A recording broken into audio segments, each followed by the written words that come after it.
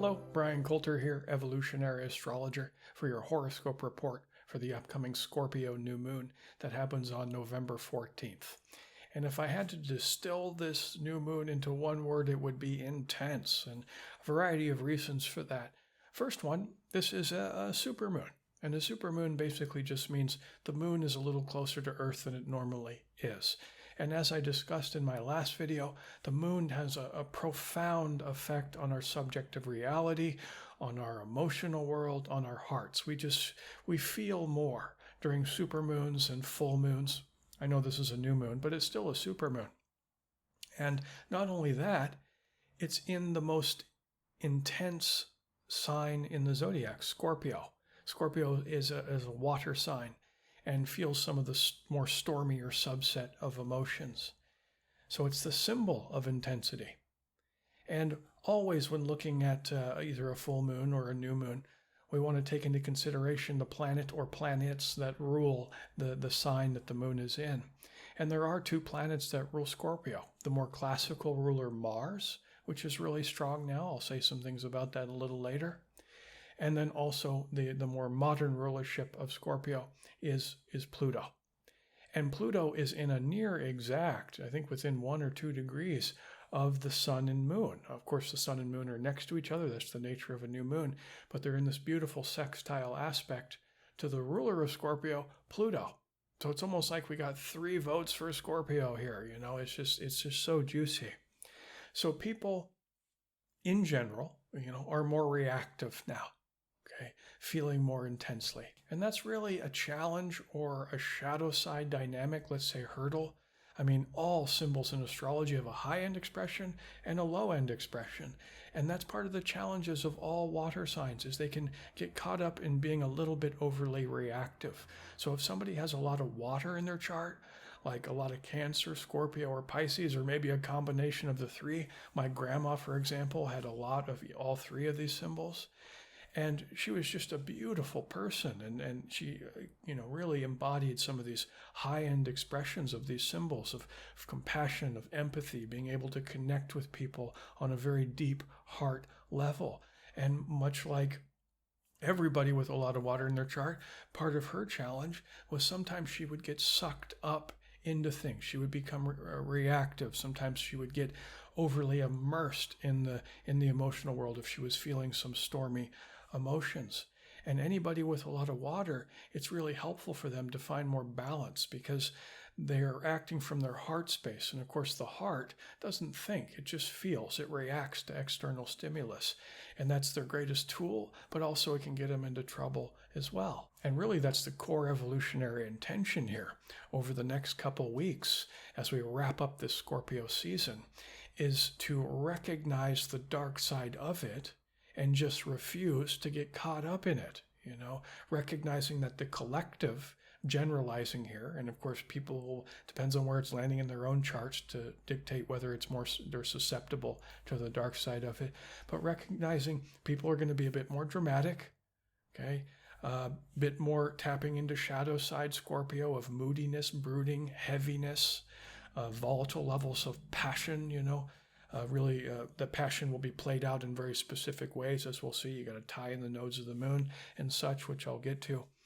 But just realizing that's what's going on, and with the superpower that is your free will and focused intent, choose not to do that. It's like, I'm going to be present. I'm going to see the insanity before me, and I'm not going to take part. I'm just going to be the observer. And that's one way we can help to mitigate some of the more stormier, let's say, dark side Scorpio stuff.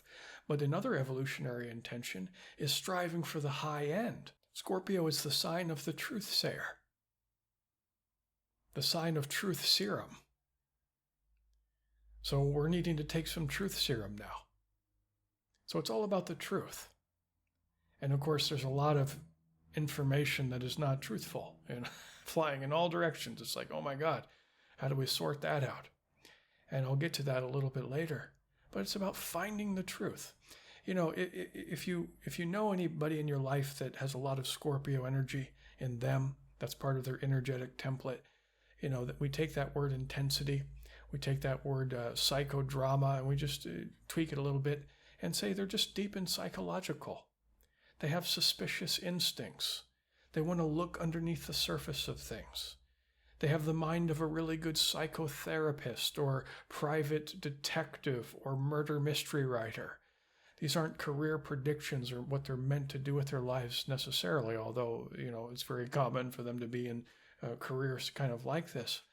But that's not the point. Even in their daily walk of life, they'll be a living, breathing psychotherapist. It's like they have a PhD in psychology without ever needing to go to school for it, because they understand the psychological motivations that underlie human behavior. That's something they just know intuitively, instinctually. Because there it is, that water sign, instincts, on the emotional plane. And this skill set or this tool that they've brought into this world. And to know the purpose of the tool of that they brought into the world, you have to know their birth chart and understand where the Scorpio is in their chart and the Pluto and stuff, where they can direct that penetrating insight in their life. So these people are truth sayers. And the reason they have this skill so strong in this life is because of past life experience. And of course, to understand that, it's the nodes of the moon and the karmic signature, and that's all stuff I teach through the lens of evolutionary astrology. But somewhere back there in the mysteries of their soul, they experience some sort of great trauma that caused them to understand human behavior in ways that most don't. Okay, and they also like in their relationship dynamics to have open and honest, connections and deep friendships. Usually not a lot of friendships, but just a couple in their lives where they can really no stone unturned, and let's just be real and honest with each other.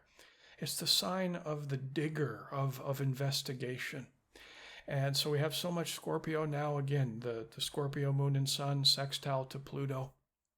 Pluto's next to Jupiter.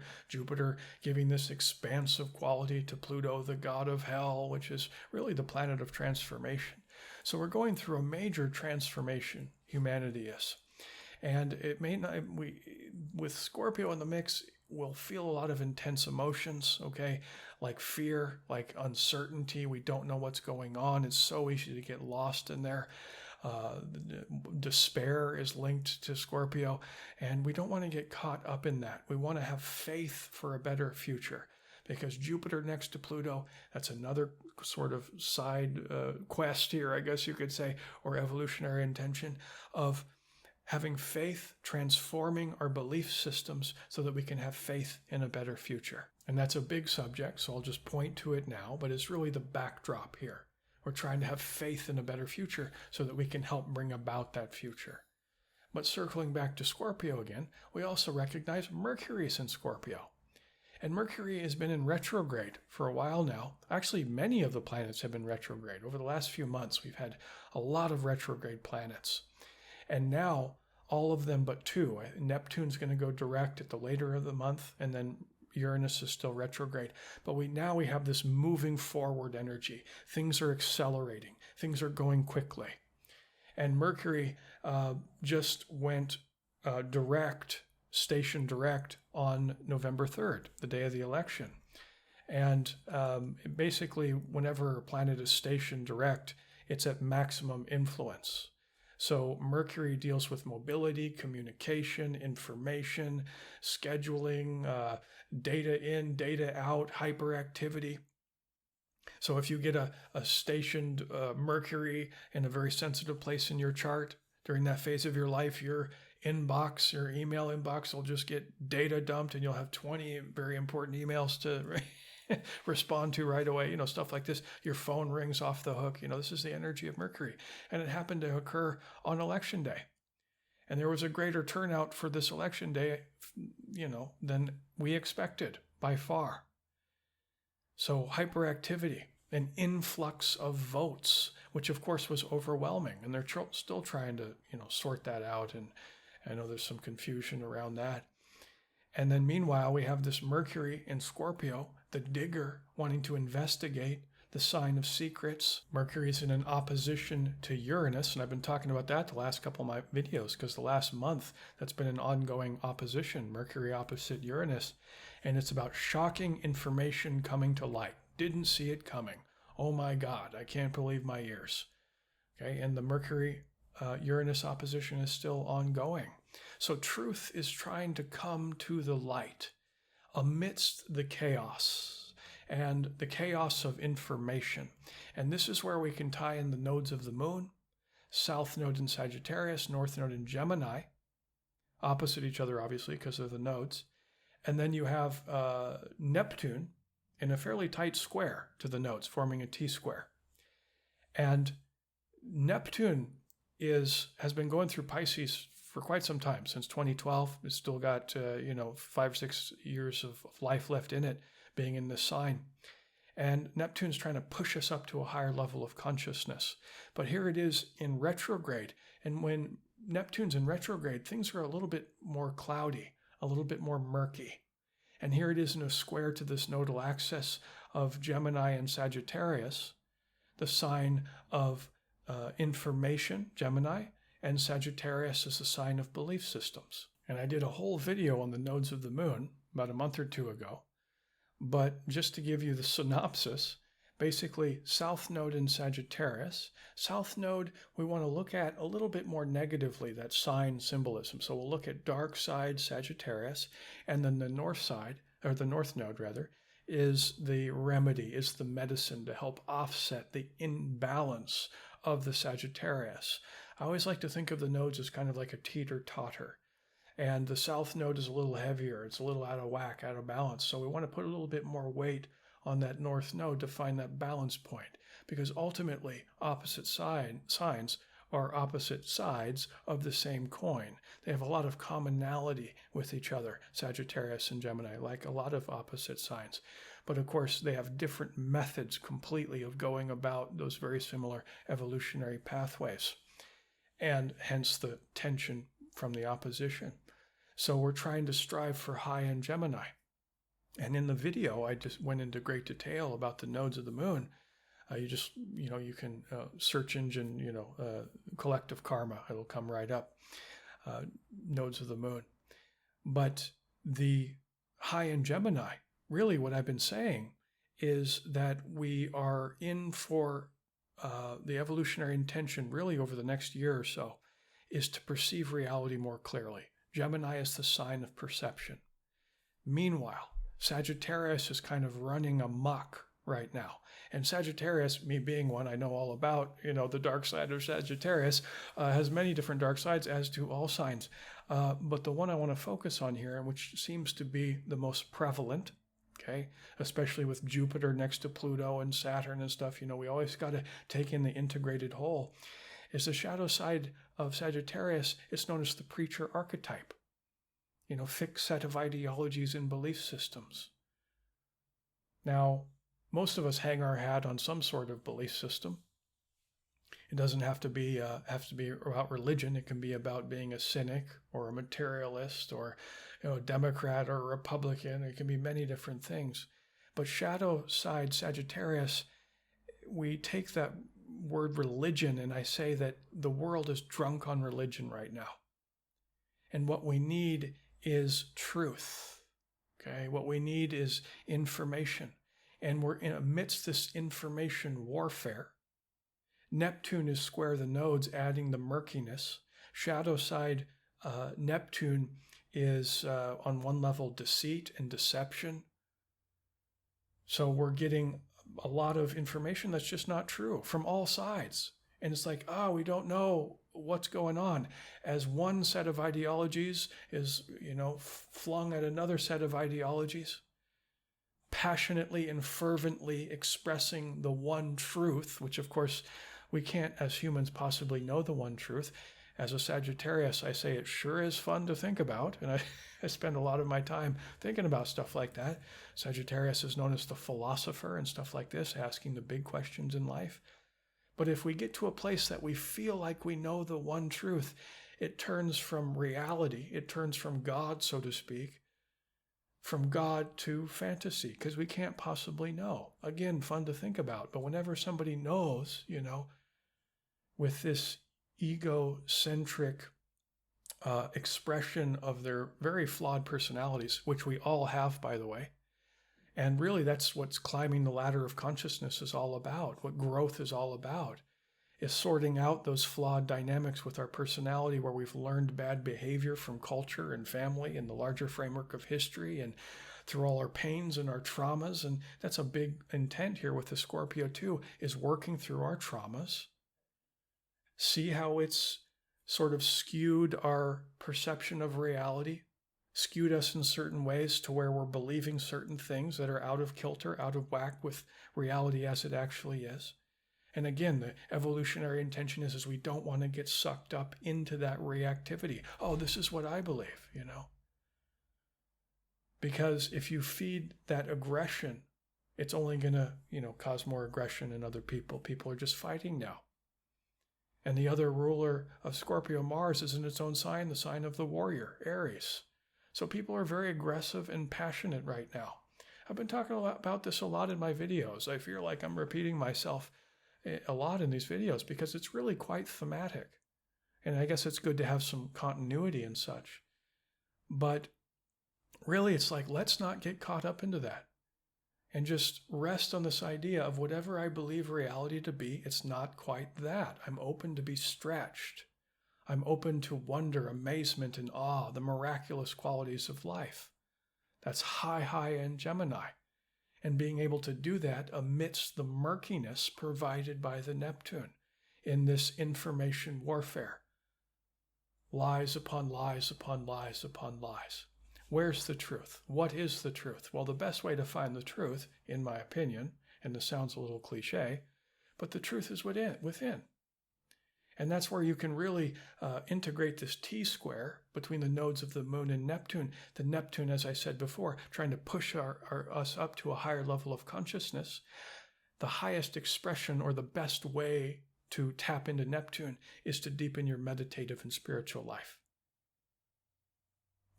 And that's how you find the truth within amidst the chaos of our external environment, the chaos of our internal environment as we're feeling more intensely. Attempting to be more like an observer and not get caught up into that place of I need to be right all the time. It's like, who cares if you're right? Just sit back, focus on your own journey, strive for the highest expression of who you can possibly be, raise your consciousness so that you can go more towards the light side of the force instead of the dark side of the force. Because the more of us that do that, the more of us that become lighthouses for those who are lost, the more of us who become beacons of light in this very chaotic world, the more likely this reality that we want for our future, that we have faith for in our future, will manifest. Where attention goes, energy flows. So we rise above the chaos and we just observe and we watch and we focus on our own inner journey. And as we raise our consciousness, we have a positive impact, loving impact in the lives of other people. And that's really the core evolutionary intention, pretty much at all times, but especially now, because we're really hitting this point. 2021 is not going to be as rough as 2020. I believe that to be true. It's going to have its own unique set of challenges, but we're in the last home stretch here. We get through November, we get through December, we're going to be okay, and of course we will get through it. But just bear with the energy and just focus on your inner world. This is also a great time for introspection, doing things like journaling, doing things like therapy if you're into, traditional talk therapy. Anything psycho-spiritual right now, self-investigation. Where am I wounded? Where am I traumatized? How is that affecting my belief systems? How can I work through it? How can I sit with that place within myself that is wounded from my past so that I can rise above it? And the more you become less of a product of your past, the more likely you'll be able to perceive reality just a little bit more clearly. It's a work in progress, as always, but that's the core evolutionary intention here, with the goal always being to expand our consciousness. Now I'm going to transition, as usual, to the meditation now. And this meditation will help us to work with these energies. And I recommend using headphones because I use a technology called binaural beats. Please enjoy.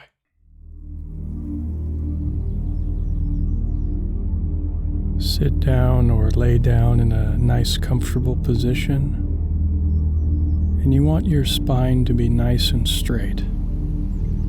It's the main energy channel of the body. And just close your eyes and focus on the oxygen coming into your lungs. Feel your chest expand as you inhale and contract as you exhale. Just a nice, easy, rhythmic breathing. And try to match the length of your inhale to the length of your exhale with no pausing in between, just in and out. Nice and slow. Make it about 6 seconds per inhale and 6 seconds per exhale. If that's too long, you can try 3 or 4. You just want it to be matching. And feel the tissues of your body expand as you inhale. Now bring your awareness down to the big toe of your left foot. Feel the big toe of your left foot. Try to feel the toenail of the big toe. Really bring your conscious awareness fully down into your big toe. And then move it to the next toe over. And then the middle toe.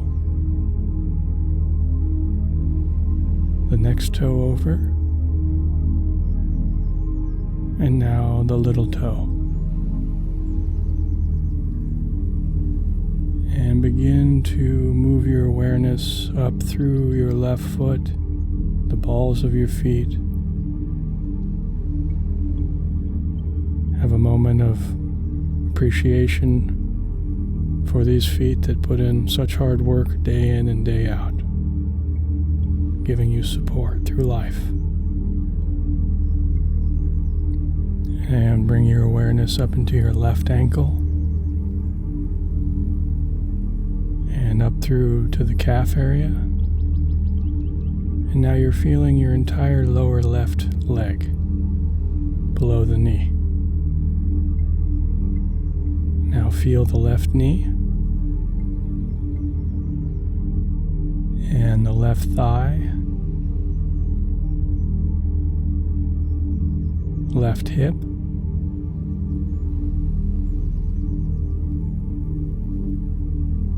and now bring your awareness over to the right big toe. Feel like you're in the big toe of your right foot, focused on nothing else but that. Feel the toenail of the big toe. Now feel the next toe over, and now the middle toe, next toe, and now the little toe. And bring your awareness up through your right foot now, past the balls of your feet, and into the right ankle, right calf, right knee, right thigh, and right hip. Now, spread your awareness out through the entirety of both your legs at the same time. Feel both of your legs. And now visualize a white color in and around your legs.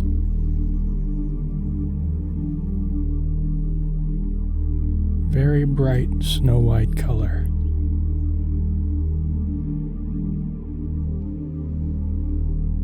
Now bring your attention to your lower back, We hold a lot of stress and tension in our lower back. Just feel all the tissues there soften and let go and relax. And bring your awareness up now to the middle back and the upper back and the shoulder blades and shoulders now. Bring your awareness to your right upper arm, bicep area, and into the right elbow, right forearm, and wrist, and your hand. And visualize you're bringing your hand up in front of your face.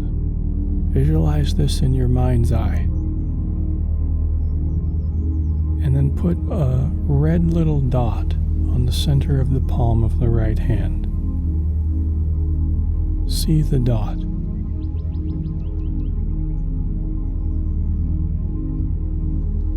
Now move your attention to the left shoulder. Now into the upper arm.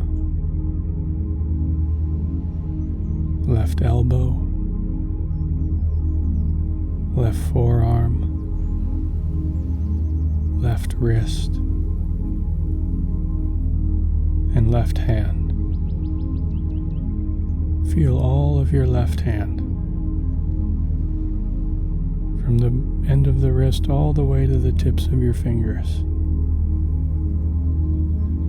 And now in your mind's eye, visualize your left hand in front of your face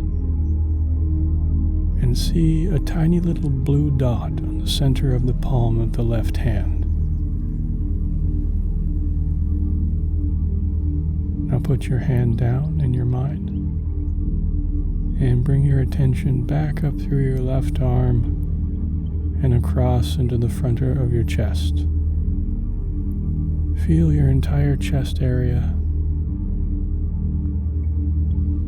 Notice that when you breathe in, you feel as your lungs expand, it slightly rubs against the fabric of your clothing.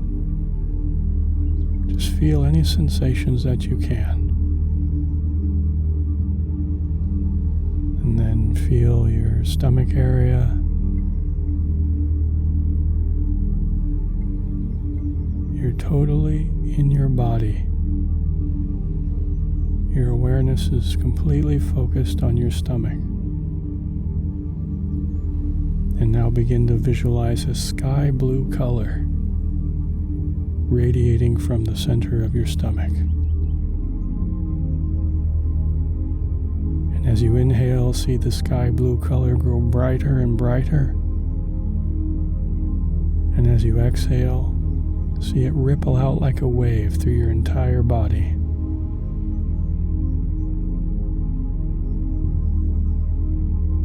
Now bring your attention back up to the chest area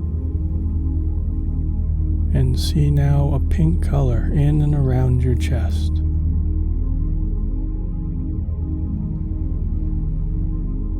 And as you inhale, see the pink color grow brighter and brighter.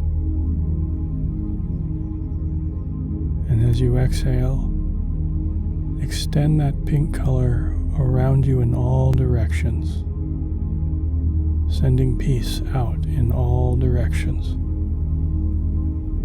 This is the heart center, the center of love and compassion.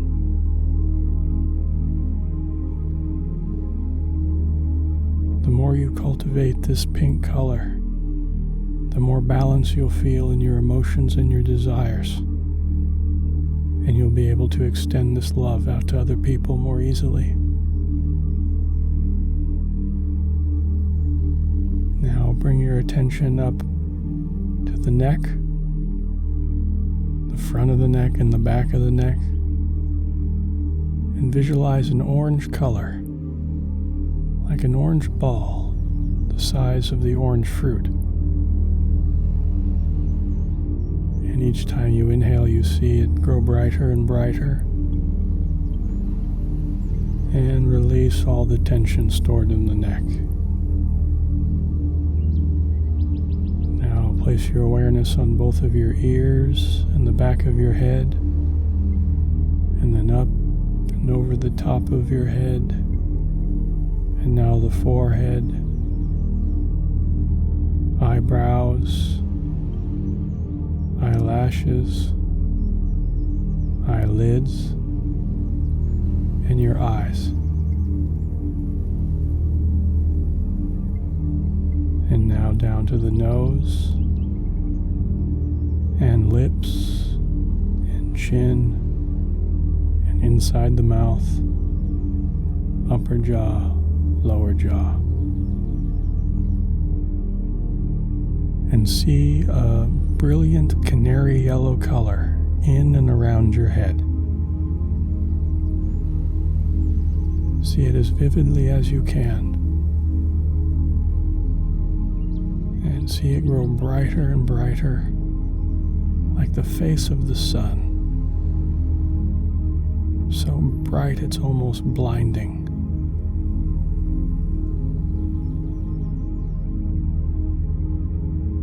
Now begin to visualize in your mind one person or maybe a group of people who you have some bitterness towards, and them to you.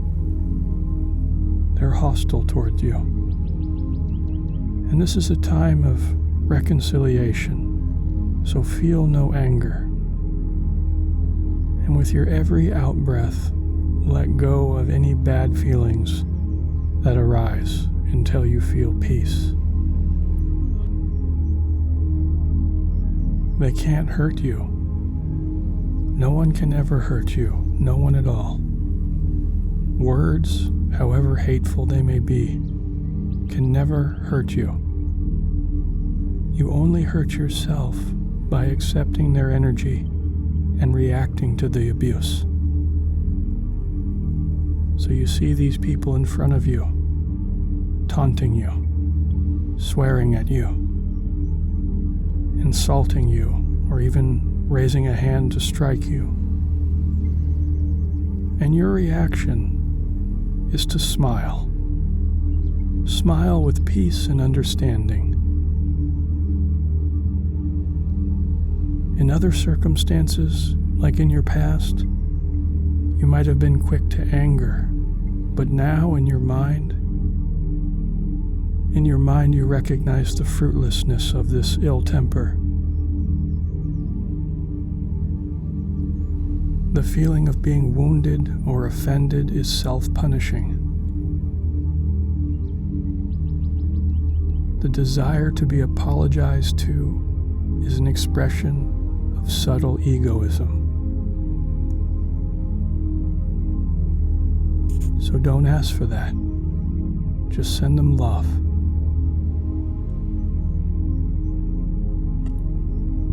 Now visualize their faces again that previously were very angry. And now they're disarmed by your state of peace. And they've even forgotten why they were angry in the first place. And see these people with love.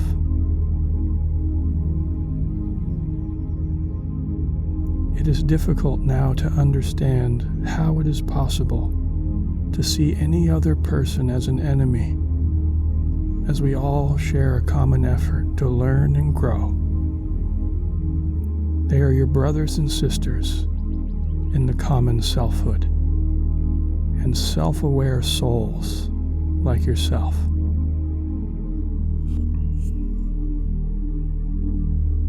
Whatever society you live in, no matter the trouble currently besetting the community, let us not have enemies. Let us not be unnerved by anything that anyone says or does to us. Let us sow peace and thereby set an example.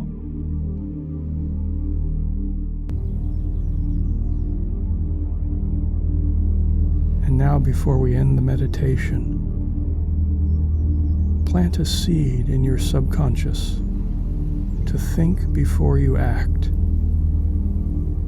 the next time you are in a situation where you're inclined to be reactive or angry or react harshly, pause, pivot, and recall this exercise.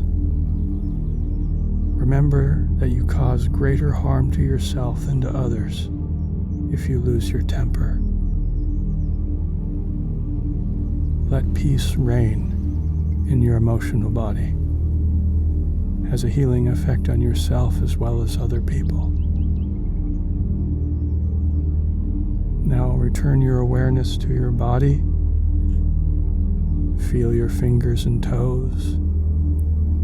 Begin to wiggle them a little bit and start to bring your conscious awareness back to your environment. And whenever you're ready, open your eyes. Thank you.